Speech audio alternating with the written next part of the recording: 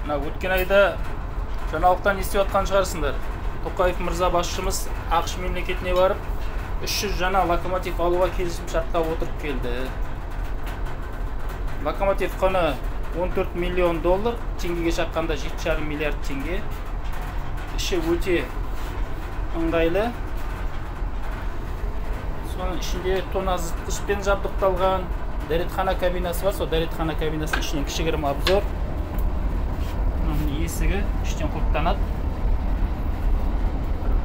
Биотуалет, қағаз салатын қобдиша, қол кептірге салфетка, шкафчигі. Мынау раковинасы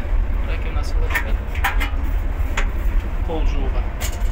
Краным менде турбамен бачокқа кетіп жатыр үстіне.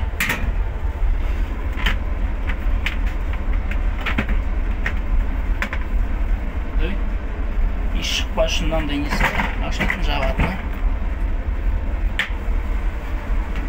Тек бір минусы су жоқ ішінде.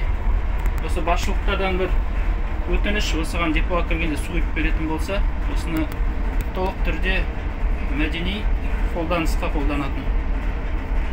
Бірақ өкінішке орай локомотивный бригада дәреттерін мына жерге сындырады. Иіс деген шыдау мүмкін емес. Қыста тіптен мача, мұз 2 сантиметр болып жатады.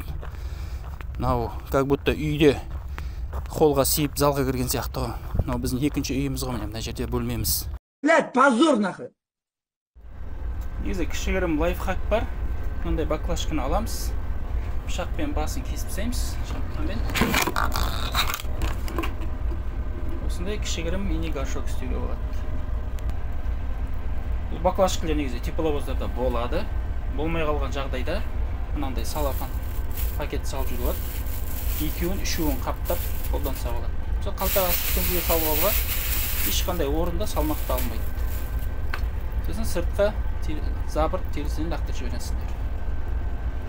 Тепловозымызды таза ұстайық, жігіттер.